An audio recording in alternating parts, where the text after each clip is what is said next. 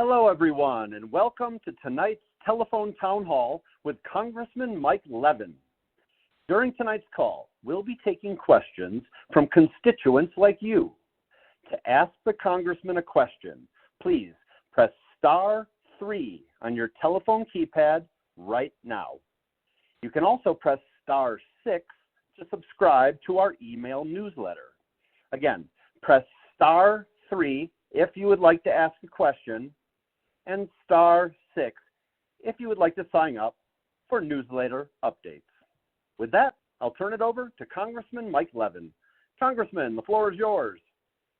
Well, good evening, and thank you for joining my telephone town hall. When I was first elected in 2018, I made a commitment to hold monthly town halls to hear directly from you and to answer your questions. I've kept my word, and I'm proud that this is our 131st town hall. I host in-person and telephone town halls for all constituents who want to ask questions and hear about my work on behalf of our district. We're seeing record participation at the town halls, and I appreciate your engagement. Tonight, I hope to answer as many questions as possible and discuss current events that are impacting our district, state, and country.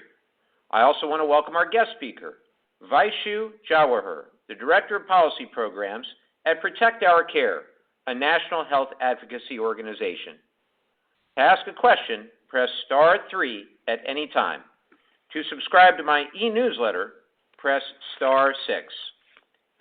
Let's begin with the Homeland Security Appropriations Bill, which I voted against earlier this evening. Congress cannot continue writing blank checks to any federal agency that fails to meet basic standards of accountability, transparency, and respect for constitutional rights. I want to be clear.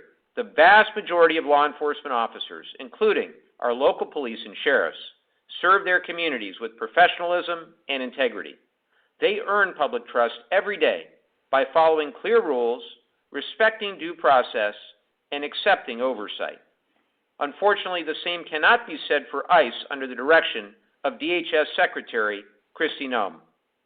Multiple documented incidents have raised serious concerns about ICE's conduct. We've seen repeated cases involving excessive force, mistaken detentions, and enforcement actions affecting U.S. citizens and lawful residents. At the same time, ICE continues to operate with fewer safeguards than most major law enforcement agencies. In response, we on the Appropriations Committee proposed straightforward, common-sense accountability measures, requiring judicial warrants for home entries, setting clear limits on the use of force, mandating body-worn cameras, and explicitly prohibiting the detention or deportation of U.S. citizens. These are standard professional practices across law enforcement and are rooted in the Constitution. Sadly, every one of these protections was rejected by Speaker Mike Johnson and by Republican leadership. ICE was created after September 11 to strengthen national security and public safety. That mission depends on a couple of things: public trust and strict adherence to the law. When an agency operates without adequate guardrails or oversight, it undermines both of those things. DHS is also responsible for other critical functions that I fully support, including disaster response, port and border security, and cybersecurity. But Congress also has a duty to ensure that taxpayer dollars are not used to excuse misconduct or evade accountability. My position is simple. Federal agencies must follow the law and operate transparently. Until meaningful safeguards are in place, I will not support funding that enables ICE to operate without proper oversight. Congress must insist on reforms that restore professionalism, accountability, and public confidence. This legislation does not do any of those things, and that is why I voted no. To ask a question, press *3 at any time. To subscribe to my e-newsletter, press *6. Next, I'd like to discuss the situation overseas, both in Venezuela and Greenland. There's no denying that Nicolas Maduro was an illegitimate authoritarian ruler who dismantled Venezuela's democratic institutions and presided over repression, corruption, and economic collapse. Millions of Venezuelans paid the price, and their country's better off without him. I thank the men and women of our military and intelligence communities for their professionalism and efficiency, and I'm relieved that no American service members were killed during the recent operation. However, this does not mean the President can ignore the Constitution or our nation's laws. The administration did not come to Congress beforehand to present a legal and strategic justification for the military operation in Venezuela. The President has not sought the congressional authorization the Constitution requires. The information that has been provided by the Trump administration to Congress in the aftermath of the operation raises more questions than answers. This failure of transparency risks drawing the United States into an unauthorized conflict using taxpayer dollars without the consent of the American people or their elected representatives. And I'm deeply concerned that this entire operation is really about Venezuela's oil. The President's made it very clear that he wants oil companies to pour billions, in fact tens or even hundreds of billions of dollars into Venezuela to rebuild its oil infrastructure, and has suggested that he would reimburse them with American taxpayer dollars. So last week, I introduced new legislation to ban American taxpayer dollars from being used to rebuild Venezuela's oil infrastructure.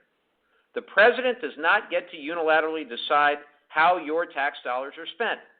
The power of the purse under Article 1 belongs with Congress and only Congress. I'm also extremely concerned with the President's recent threats to invade Greenland, even implying in one letter that it was because he didn't get the Nobel Peace Prize. We need diplomacy and steady leadership, not threats and personal grievance. This behavior is reckless and beneath the President of the United States. But frankly, I think there's something else going on. I believe in part that all of this is a distraction from the Epstein files. The Department of Justice was given 30 days to release the Epstein files and met that deadline with heavily redacted materials. Afterward, DOJ stated that more than 1 million additional files had been identified. Yet now, far more than a month later, no new files have been released. Survivors deserve justice, and the public deserves a clear explanation. I believe Venezuela and Greenland are also a distraction from the administration's failure to lower costs or to stop health care premiums from skyrocketing. To ask a question, press star 3 at any time. To subscribe to my e-newsletter, press star 6. Along those lines, I want to discuss an issue that hundreds of you have brought to my attention: the rise in energy costs and utility bills. In 2025, electricity prices rose an average of 13%, putting a strain on family budgets at a time when 80 million American households are struggling to pay their utility bills. One reason for the spike in energy costs is the nationwide explosion of data centers due to the increased demand for artificial intelligence.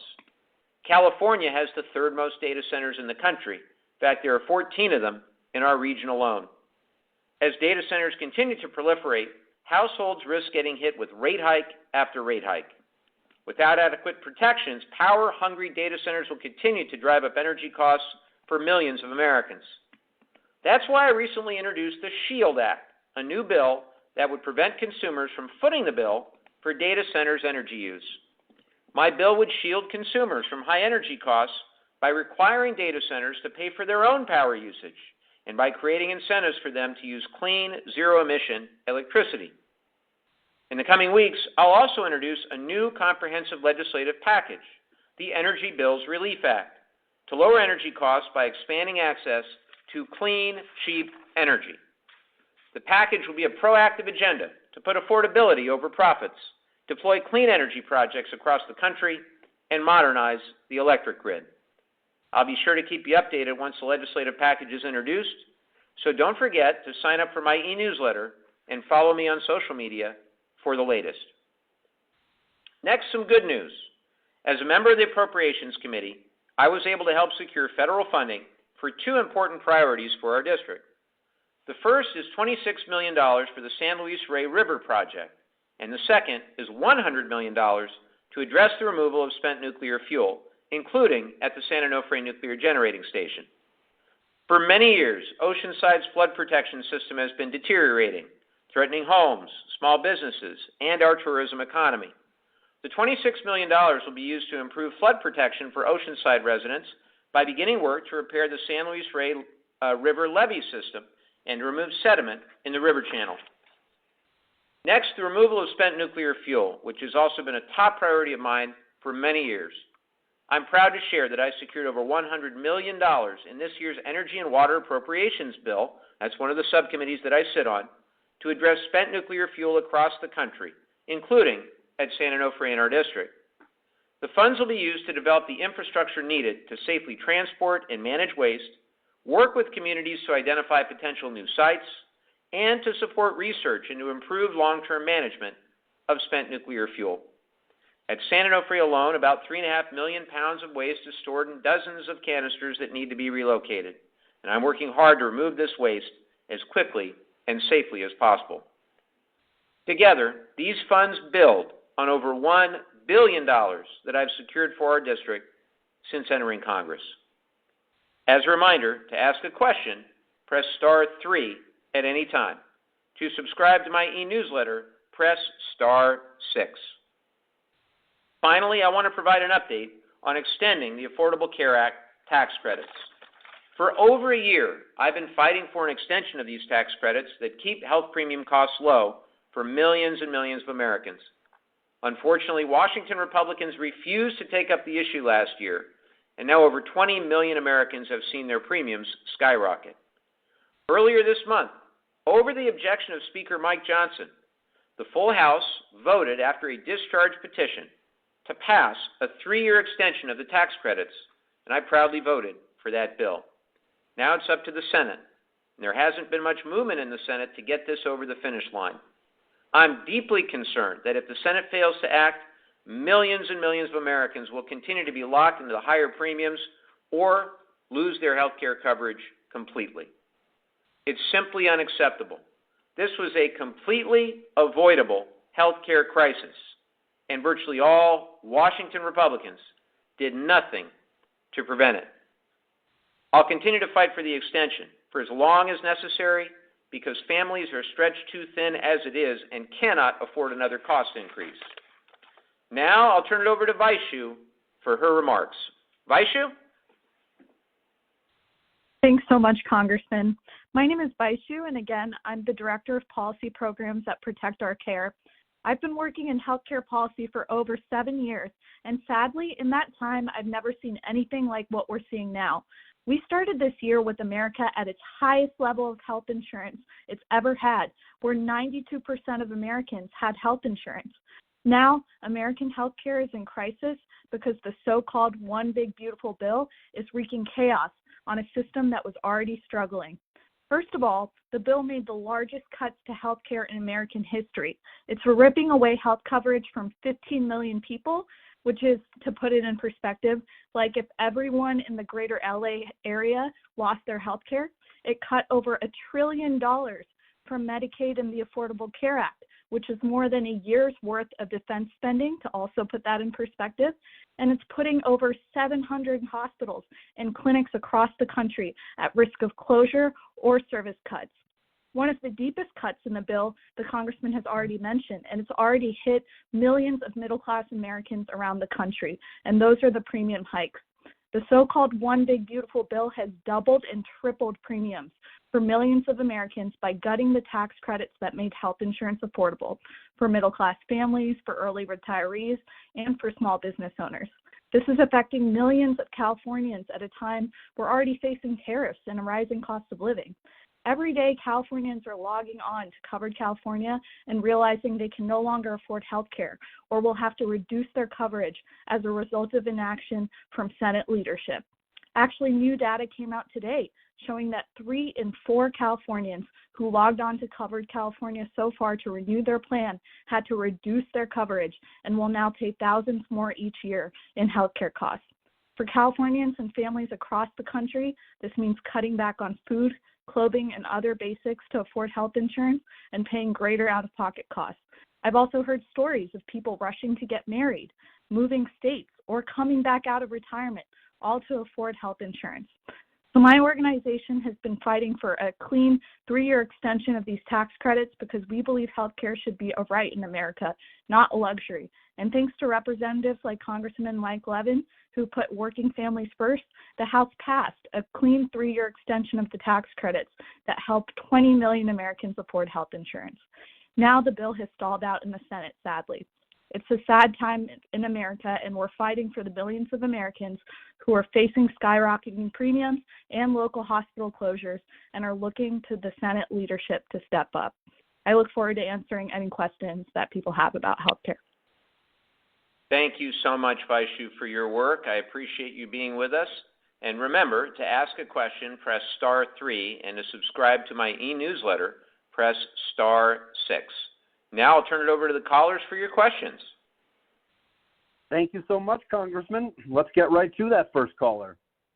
First up, we have Jeffrey on the line. Jeffrey is calling from Carlsbad. Jeffrey, you are on live. What's your question? Yeah, hey, Congressman Levin. My question is regarding immigration law. I mean, you spent a lot of time on this call talking about separation of powers and the importance of that. And we know that the current immigration laws were passed by Congress, and we haven't had any changes to those laws in many decades. Is there any appetite in Congress currently to propose a immigration reform? The president has indicated on a couple of occasions that he is open to it. And so my question is there any appetite? Is there any discussion? And if not now, if the Democrats took the House in the 2026 elections, would you put something forward that was a serious bill that the Republicans would consider?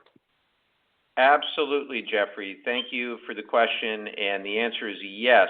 So for a number of years, we've been working across party lines on something called the Dignity Act, and we reintroduced it this Congress with 10 Democrats, including myself, and 10 Republicans, and we're now up to 20 Democrats and 20 Republicans on the bill. We're doing it, they call it Noah's Ark style, one by one Democrat and one Republican.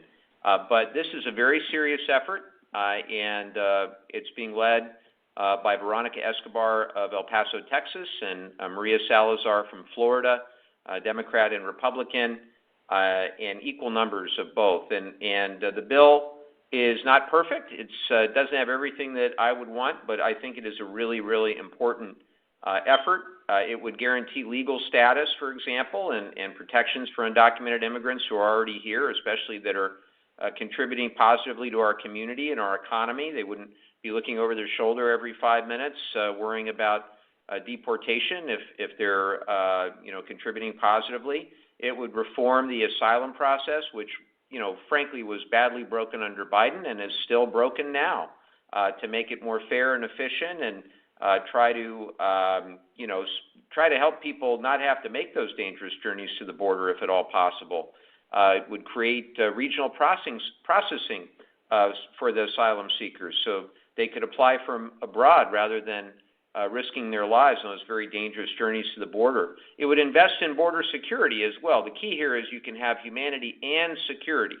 You need both, and the security aspect is important. It would modernize the ports of entry, strengthen enforcement where we need it, and it would protect the dreamers. It would protect the what they call TPS, temporary protected status, and others, giving them certainty that they are going to have a path to stay, and more accountability within the immigration enforcement agencies, ensuring humane treatment, ensuring better oversight. So it's really a balanced approach to secure the border, to fix an outdated system, and then offer a fair path for people who are already part of the community and contributing in a positive way. And I've supported it and have helped work on this for a number of years. And I would like to think that it reflects the American values that have made our country great for a long, long time, which certainly include fairness and dignity and accountability. So I'm going to keep working on the bill. I would have hoped that it would gain the support of the president. And we are ready, willing, and able to get this thing across the finish line, whether Republicans are in charge or Democrats are in charge. Thank you very much for the question. Thank you, Congressman. A quick reminder, if you would like to ask a question during this call, all you have to do is press star 3 on your telephone keypad right now. All right, our next caller is Gordon. Gordon is calling from Laguna Niguel. Gordon, you are on live. What's your question? Gordon, are you there? Oh, yes, I am. My question is regarding the Epstein files. How are the files protected, and what keeps an unscrupulous person from destroying the files that may incriminate them? Well, it's a great question, Gordon. And, the Epstein files obviously were not very welcome. The transparency, I should say, of the Epstein files were not very welcome to Mike Johnson or Donald Trump or, to really most of my Republican colleagues for quite some time. And then what happened is we got a discharge petition across the line thanks to Tom Massey, Republican from Kentucky, and Ro Khanna, Democrat from here from my home state of California. And so after that happened, the Trump administration really tried very hard to prevent Republicans from signing on to that petition. You may know there are 213 Democrats, 217 Republicans, so it's very, very close margin here in the House. And 4 Republicans, Tom Massey, who I mentioned was the person who initiated the petition, along with Lauren Boebert, Marjorie Taylor Greene, and so they basically what had happened is and Nancy Mace was the other. Basically, the administration tried to bully and intimidate Boebert to come off that petition. They also tried and failed with Mace and with Greene, but it didn't work, and the bill was signed ultimately after Trump gave in and recognized that he was going to lose. So he wound up signing it, and here we are. There was an initial document production, which was heavily redacted, of course, by the DOJ. And we know that there are 1 million more files that are out there because the DOJ said so. And, what we need is to just keep the pressure on, in my view. We know there's evidence that federal investigators have been gathering for years about this operation. We know that these records might show who enabled it, who covered it up, who escaped accountability, and I think we have a duty to make sure that the full truth comes out. And, a lot of the files are sealed by, some may be sealed by courts, some may be held up by the Justice Department, some may be tied up in privacy protections or ongoing legal claims. So we do want to protect the victims. We do want to prevent any sort of retaliation against victims. We want to preserve due process. But those protections can't become a permanent excuse for delays. And years could go by here if we're not careful. We have to keep the pressure on. We've already had many years go by, and we can't continue for the public trust to be undermined. So they can also, under the law, be withheld because they're personally or politically embarrassing to people with influence. That's part of the law, and we're going to keep pushing.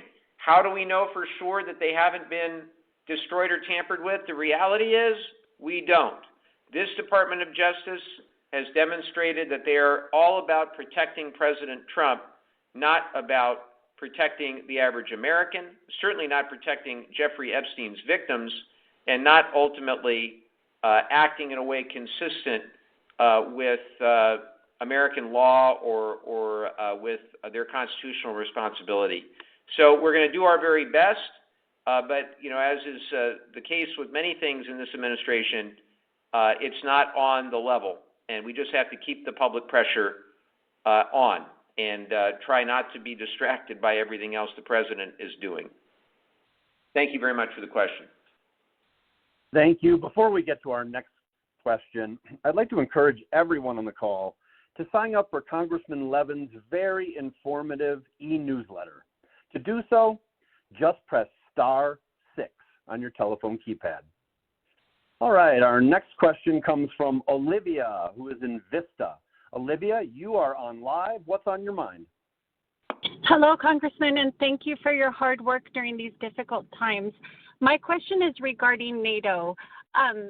NATO has been ratified by Congress for, since 1949, and Congress continues to maintain oversight over this important treaty. What formal statement in this year, 2026, are you and your colleagues considering to preclude any action by President Trump to weaken NATO further or to even leave the treaty, since it would require an act of Congress? Well, there's good news and there's bad news, Olivia. The good news is that in the National Defense Authorization Act last year, we actually did include some language that would not authorize leaving NATO. So basically, no money in that defense budget could be used to exit from NATO. But we didn't anticipate that the President of the United States may threaten to attack a NATO ally. That wasn't on my bingo card, Olivia. So what I will tell everybody is that safeguarding NATO is arguably one of, or maybe the most important national security responsibility of the U.S. Congress. We've had 75, 80 years now with NATO as the foundation of stability and of securing democracies, and really for American leadership the world over. It's prevented major war in Europe. It's deterred authoritarianism all around the world, and it's protected countless American service members. And when you represent as many service members as I do, you're going to do everything you can to ensure that we do not face these global threats alone.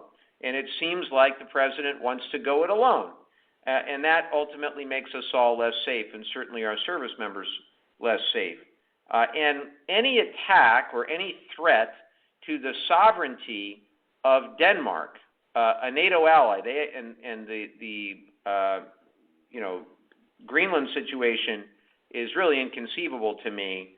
But any of this undermines the NATO foundation that has existed, and specifically the core principle of Article 5, that an attack on one NATO country is an attack on all NATO countries.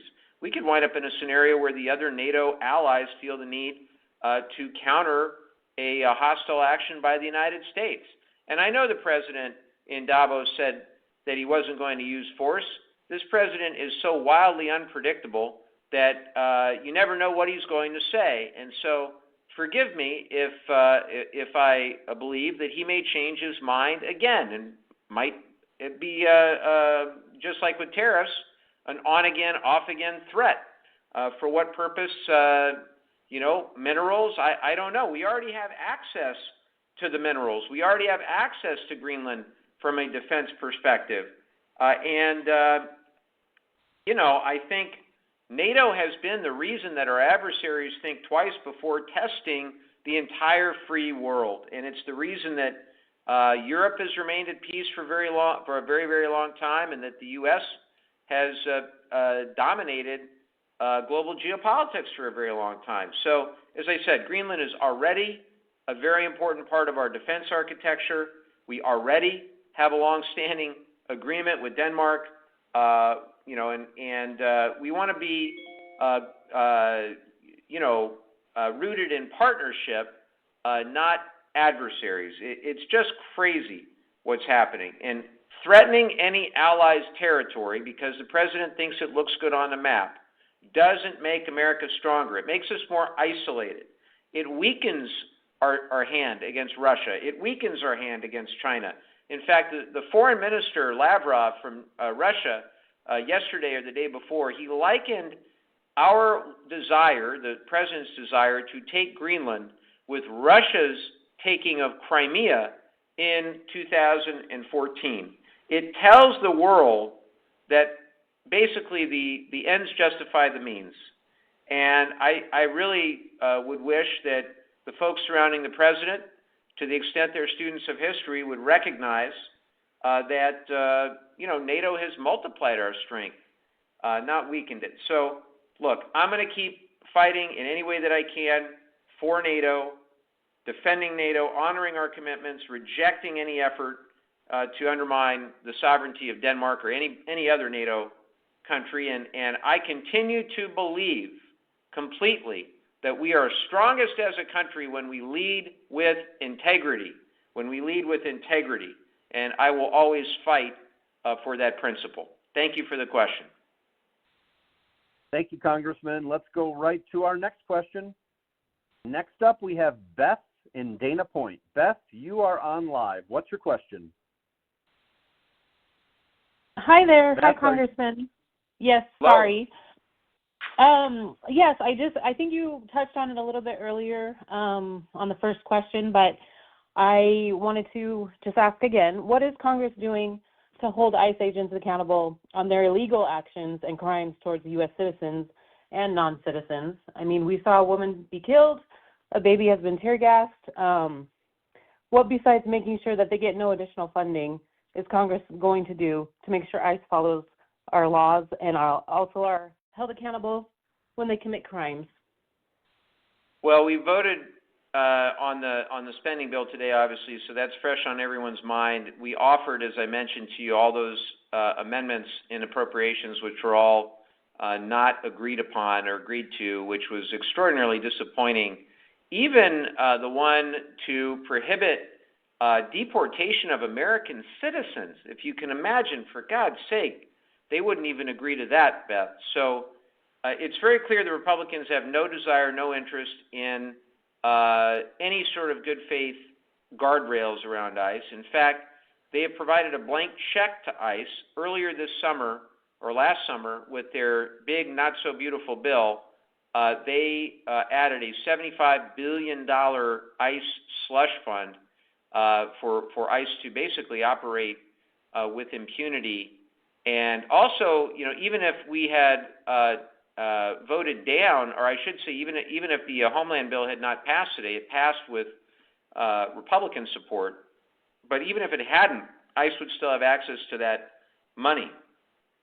So what else have we done? Well, there's several other standalone bills that we've worked on in the various caucuses that I'm in, trying to do things like I just mentioned, like body cameras, limiting the military-style raids, clear oversight mechanisms, the masks, not being able to hide behind masks all the time. And then we've been fighting very hard, and it's tied up in litigation right now, that I'm on the amicus brief for the litigation to ensure that members of Congress, such as myself, can conduct unannounced visits to ICE facilities. That's in the law, and Kristi Noem is trying to deny our legal right and responsibility to conduct oversight. I have personally been denied on multiple occasions when I've tried to visit ICE facilities. I've also gotten to visit facilities, and I believe that when we gave a heads up, for example, during the shutdown, they said they needed a 7-day notice period.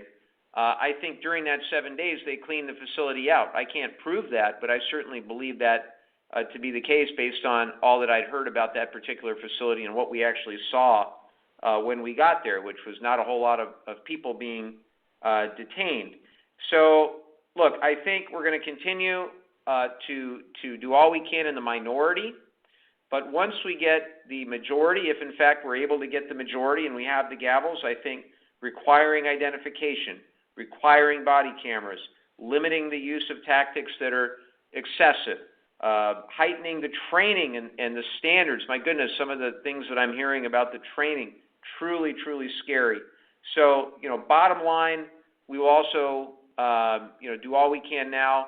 Far more, should we have the gavels, hearings, investigations, subpoenas, and tightening oversight, accountability, transparency, training, continuing to leverage the funding bills. As an appropriator, that's always important to me, to try to leverage the funding bills, and then fighting in court to preserve our constitutional oversight role. So I'm going to keep at it. I appreciate very much the question. Thanks so much. A quick reminder, if you would like to ask a question, press *3 right now. And if you'd like to sign up for the Congressman's e-newsletter, press *6. All right, our next caller is Lane, and Lane's calling from Solana Beach. Lane, you are on live. What is on your mind? Thank you very much, Mike, for this informative presentation and discussion.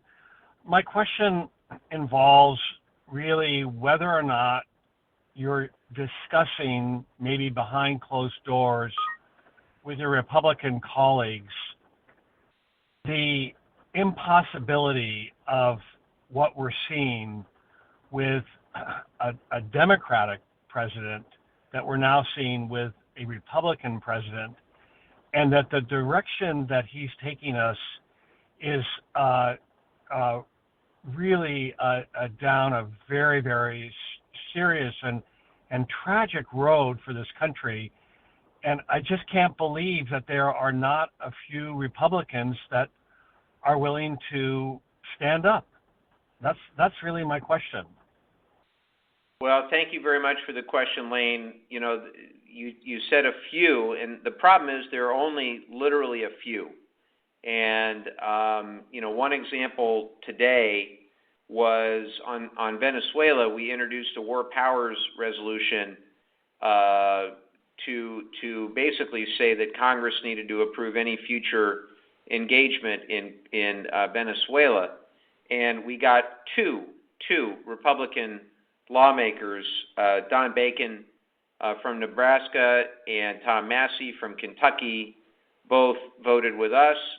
As I mentioned before, there are 213 of us, so we got two on our side, so that was 215. The Republicans lost two, so they had 215, and a 215-215 tie means the bill doesn't pass. So the bill ultimately failed, which is truly disheartening because Congress is not standing up for its war powers. It's not standing up for its spending powers. It's not standing up for its tariff powers. It's not standing up for its investigatory or oversight powers. I mean, it's really a pathetic, disgraceful abdication of the Article I responsibility of just about every Republican in Congress. And, you know, there are some in the Senate that criticize the Greenland talk, you know, folks like Murkowski and Senator Tillis, Representative McCall of Texas.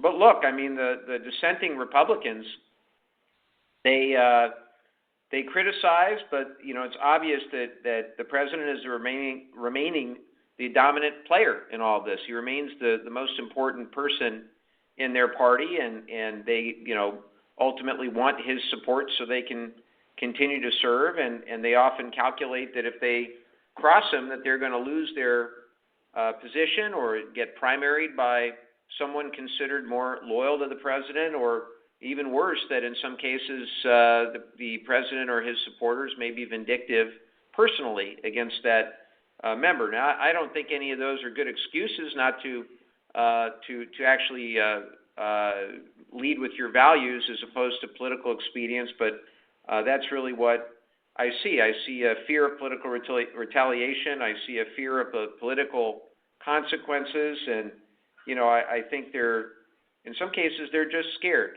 So every day I think about how can I break through behind closed doors, and I try. Literally every day I try, and I'll keep trying, Lane, because it's worth the fight to try to find some decent and honorable Republicans. We need two functioning parties in the United States.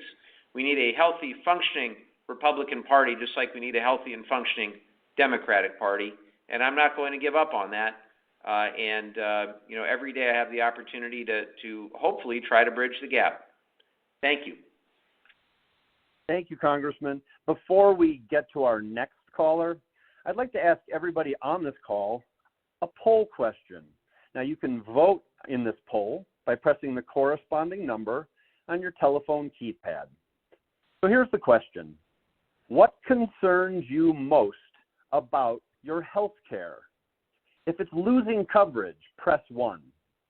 If it's high premium costs, press 2. And if it's quality of care, press 3.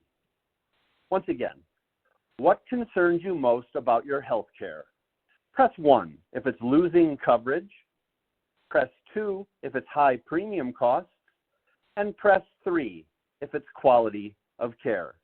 And I'd like to thank you all ahead of time for voting in this poll.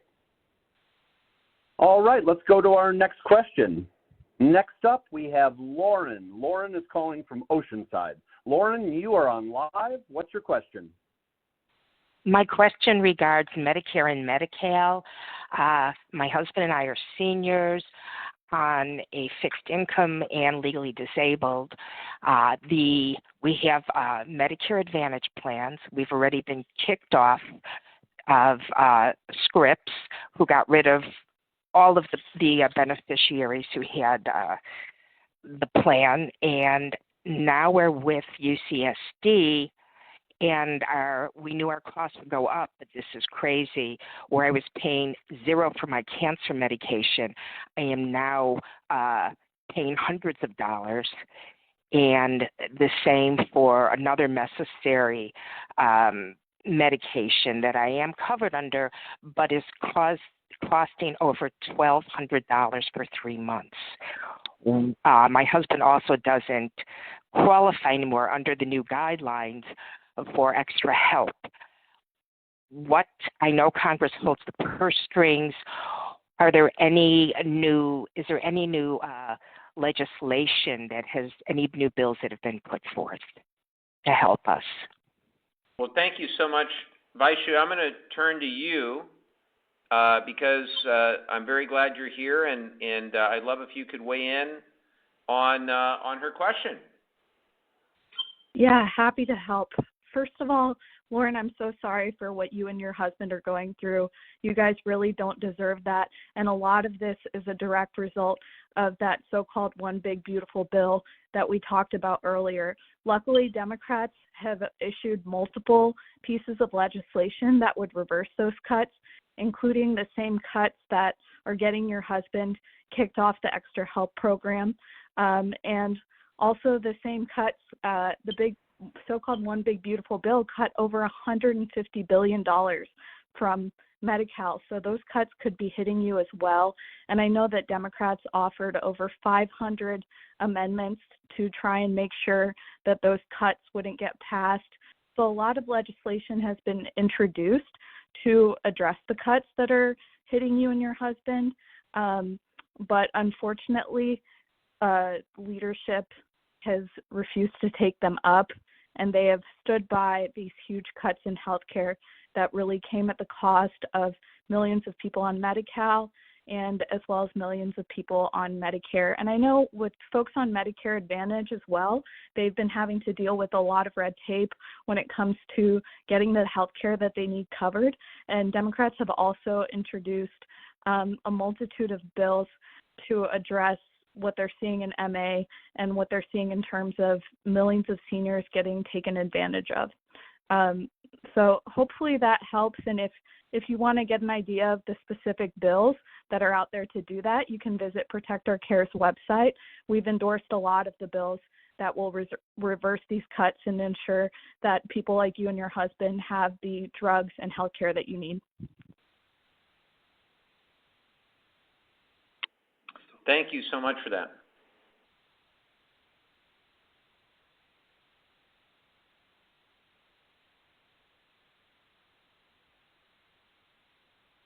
All right, are we ready? The next question is going to be from Michelle in San Clemente. Hi, good afternoon. Hi, Mike. I just want to thank you for everything you do for all of your residents in your district. I wish there were more like you. So essentially, that nasty bill that was passed took away the solar tax credit. It's causing chaos for our family and hundreds of thousands of other families that are in renewable energy. It's been a pretty frustrating, daunting few months, very stressful. Is there anything that can be done on the federal level to make it an even playing field and have renewables subsidized, not just dirty fossil fuels? Thank you. Absolutely, Michelle. And I have to tell you, I was so incredibly disappointed because we had 18 Republicans that actually agreed this was a top priority for them to try to keep these credits in place, but then they folded as soon as the pressure was on with the big, not-so-beautiful bill last summer. So what we're trying to do is bring them back, bring those credits back that make it more cost-effective for people to use solar on their roof or have other clean energy as part of their business or as part of their home. And I have a bill, comprehensive legislation, the Energy Bills Relief Act, that I'm proud to introduce with my good friend from Illinois, Sean Casten, that has many provisions related to grid modernization and transmission policy and permitting reform. But importantly, it has all of the restoration of those credits that were in place for the Inflation Reduction Act. And we are really not going to be able to get this done at this time with the Republicans in charge. We have to, do everything we can to be prepared for when the opportunity presents itself for us to be able to pass these credits again. Very sadly, the credits passed on a straight majority vote as part of the IRA. It was using a process called budget reconciliation. Basically, once a year, the Congress can put together a bill, and so long as the provisions are based on taxes or spending, you only need a simple majority vote in the House and a simple majority vote in the Senate. In other words, you overcome the filibuster in the Senate that requires 60 votes. Now, why is that important? Well, the credits were created, the policy was crafted under the IRA using that process, that reconciliation process, meaning it only needed a simple majority in the Senate. And then the problem with that is you can undo that with a simple majority vote, which happened with the one big, not-so-beautiful bill this past summer. So we're going to keep going back and forth like a pendulum unless we figure out durable policies that can get 60 votes in the Senate. So I'm not going to give up on that either. I've been thinking a lot and working a lot with a lot of folks. But we need to be thinking long term about what can be durable here, because ultimately the consumer wants predictable and stable credits that can help them make decisions over a 10-year time horizon or a 20-year time horizon to do what's best for their home or their business. And I'm all about trying to lower those bills right now. That is really the key. And I'm going to keep working very hard at this in every way that I can. Thank you so much for the question. Thank you, Congressman. Next up, we have Amy Beth, who is calling from Oceanside. Amy Beth, you are on live. What's your question? Hello, Senator Levin. I want you to know I've been working for you right from the beginning. And there's something I'd like to know. I'd love it if there was a way that people like my sister-in-law, my brother is extremely ill, and she keeps him at home. Why can't there be some kind of a tax credit for people who do that? Well, first of all, Amy Beth, thank you for the kind words. By the way, thank you for promoting me to the Senate. I appreciate that. But I really appreciate the question, and I'm very sensitive to your family situation because it's one that I hear all the time. And you're absolutely right that we should be doing a lot more for people in your situation. There's a strong case, I think, to do that. There are some tax breaks now, but they're very limited. Frankly, they're very confusing. There's a dependent care credit. If you care for a spouse, you care for a parent, or somebody who is incapable of self-care, and you pay for that care so you can work, but it usually applies to outside care, not the care that you provide yourself, and it doesn't help at all if you're the full-time caregiver, and it's a modest benefit for most families. So it doesn't really solve the problem. There is a medical expense deduction. There are flexible spending accounts. There are health savings accounts. There are state programs. But I think, the tax code is really not treating this properly. And Vaishu, if you had any other thoughts on this, I would love your input. Yeah, thank you, Congressman. Amy Beth, I really sympathize with you. I also have a sick brother at home. I think that if I were you, what I would do in your situation is check out coveredcalifornia.org and double check that your brother doesn't qualify for, like he does or doesn't qualify for Medi-Cal. And one thing about the tax credits is when they were in their expanded state up till December 31st is they made it very simple. If folks were looking at a premium that was higher than 8% of their income, then they would get these tax credits to make sure they weren't paying any more than that for their health care. So we really need to get these tax credits extended, and we need to reverse these cuts to Medi-Cal because it's going to affect the ability of a lot of people like your brother to get the care that they need at home. Thank you. Thanks, Vaishu, and thank you for that question, Amy Beth. Let's go to our next caller. Next up, we have Michelle, who's calling from Laguna Niguel. Michelle, you are on live. What's your question? Hi, yes. I've been following the talks in Davos, and I heard the president announce his Board of Peace, and he said it's for the world, and I'm really alarmed, and I do not consent to a president who's on a board that includes Putin and is in competition with NATO, and I would like to know what can be done about that. Well, I'm glad you asked about this because I've been watching just like you, and I'm concerned just like you. I really think it gets kind of to the heart of what kind of country we want to be in the world, and what are our values as Americans. You know, I grew up in the 80s and believe strongly in American leadership. I believe in peace through strength, and I think we got to stand with our allies. We got to stand for our values, and it's exactly because of all that that I oppose this so-called Board of Peace. You know, I think, first of all, the president's asking for $1 billion. Countries can basically buy their way in by paying $1 billion, and it turns diplomacy into this pay-to-play system. It says that if you violate human rights or you don't care about the rules or you're an authoritarian, well, just pay $1 billion. I just think it's not how serious nations conduct foreign policy. And look, I think that Republicans and Democrats during my lifetime up until now really cared about American credibility on the world stage. I think when we made commitments, people believed in those commitments. When we stood up for something, the world took us seriously, and I don't think, auctioning off billion-dollar seats on a board run by the President of the United States builds credibility. And who gets invited is really important too. We're talking about Putin being invited. We're talking about strongmen and authoritarians, and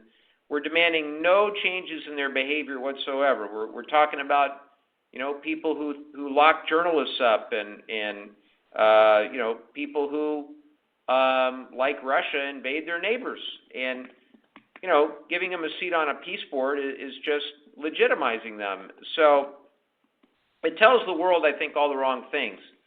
It says that if you're rich and if you're powerful and you're ruthless, then you're okay with the United States. I just think it's the opposite of our historic values. It's the opposite of American diplomacy. And I think, when democracies excuse bad behavior in the name of stability, I think they're going to wind up paying a much higher price later. And let me say one other thing about this, because I'm not saying the UN is perfect. Far from perfect. But I think the UN is actually built on some shared rules and on some shared international law. And I think the end game here should not be abandonment of the UN, but reform of the UN. So I don't know. I'm very, very upset about all of it. We lead through our partnerships. We lead through our trust. We lead by strengthening those ties to our closest allies, whether they're in Europe, they're Asia, they're elsewhere. We need to be steady. We need to be predictable. We need to have principles and values. And, once the trust is gone, it's very hard to rebuild because our allies are going to turn to each other. They're going to start cutting deals with each other. They're going to start doubting our commitments. The world becomes more dangerous as a result of all that. And who benefits the most is Russia and China and others that stand to benefit. And Putin, we're just giving a seat at the table. It's just crazy. It's just crazy. So anyway, I see I guess I'll say one last thing, which is I see the Oval Office now with all the gold adornment everywhere, giant picture of Ronald Reagan staring over the shoulder of Donald Trump. I didn't agree with Reagan on a whole host of things, but I think Reagan understood that American values mattered and you needed to stand with free people against tyranny. The Bushes understood that. There was a bipartisan tradition for decades, since World War II, where my grandfather fought to stand up for democracy, to be the good guys. And I think the Board of Peace breaks from that, and frankly, this president breaks from that. And it's exactly the opposite of what we need. So I'll just leave it there. Thank you, Congressman. We're running a little short on time, so let's get right to our next caller. We have Julie on the line from Vista. Julia, what's your question? Julie? Yes, Julie. Are you talking to Julie? Hi. Yes, I am. I have a two-part question, Congressman Levin. What is Congress, or what can Congress do to ward off the fast-tracking of offshore drilling projects in the Pacific, as well as the Sable pipeline off the coast of California? And then in addition to that, I'm really concerned about the selling off by the Department of the Interior of public lands. Yep.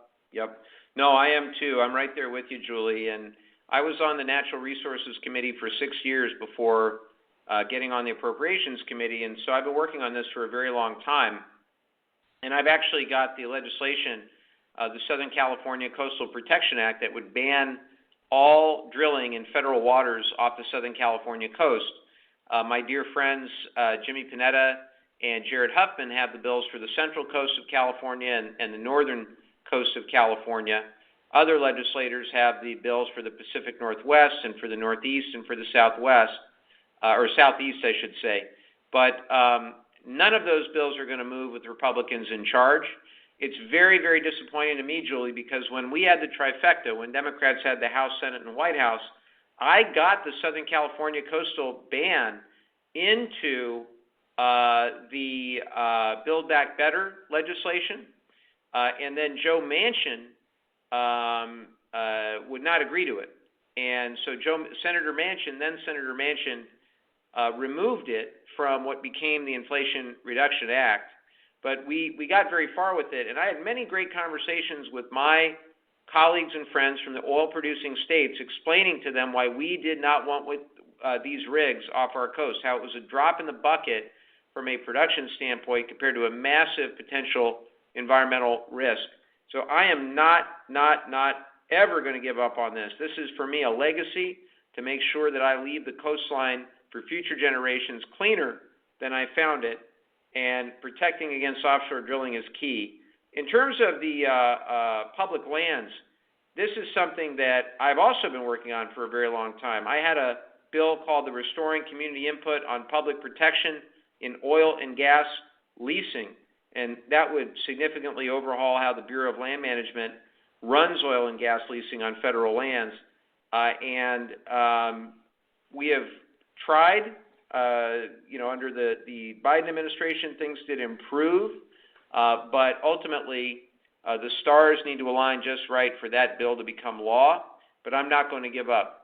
Parts of it became law in the Biden years, but we still have a long way to go. And what I worry about, I think, writ large, is that this Department of Interior wants to sell off public lands to the highest fossil fuel bidder.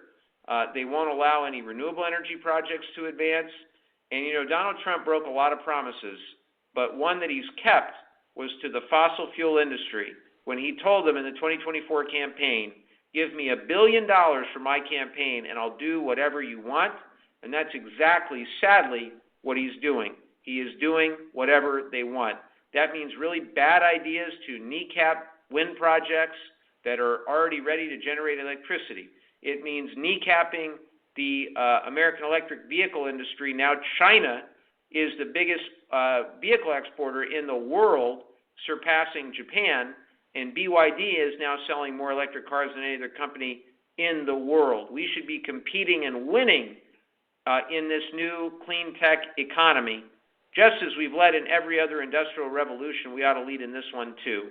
So I'm going to keep fighting. I really appreciate the question. We're going to do all we can to advocate for clean energy and cheap energy, and those two things are the same, and we're going to protect the environment and our coast. Thank you, Congressman. I'd like to take a second to give the results of the poll we asked earlier. We asked you, what concerns you most about your health care? 57% of you said high premium costs. 27% said quality of care, and 16% said losing coverage. Thank you all so much for participating. And Congressman, we're nearly out of time, so I'm going to hand it back to you for your closing remarks. Well, I just appreciated everyone's excellent questions tonight, and I wanted to thank you all for listening today. It is a really difficult time. I want to just say to everybody, please take care of yourselves, take care of each other. And I want to thank Vaishu, again, for your very valuable insights and for all your work on healthcare. And we're going to have a big fight ahead in the new year, because the worst of what will come for Medicaid, Medi-Cal, of course, in California, will come in the third and fourth quarter of this year, 2026. There's major problems with the big, not-so-beautiful bill the Republicans signed into law, passed and signed, around Medicaid, Medi-Cal, Medicare. Because of the mandatory spending cuts, we're going to see a reduction in reimbursement and coverage. It's going to be an ugly situation for everybody on Medicare as well. And then, of course, the hospitals are very worried because the tax structure that they rely on in order to survive, that's going to be impacted too. So much more to come on the healthcare side. Of course, millions and millions of Americans have already seen those higher bills because those ACA credits have been allowed to expire. And I believe that over 1 million Americans have already not renewed their Affordable Care Act plans. It's just disgraceful. This was entirely avoidable, and Mike Johnson dragged his feet for a year, and we had 4 House Republicans join us to get the discharge petition across the line in the House. We passed the bill for a clean 3-year extension of those credits, and now it's sitting on the Senate's desk. So I implore them, get it done. So I thank you, Vaishu, again for your valuable insights. And if we didn't get to your question, you can message me by visiting our website at levin.house.gov. You can call our district office as well at 760-599-5000. They'd be delighted to assist you with anything regarding the federal government, Social Security, or any sort of IRS issue, or pretty much anything pertaining to a federal agency. We'd be delighted to assist. And, of course, I encourage you to follow us across social media at Rep. Mike Levin.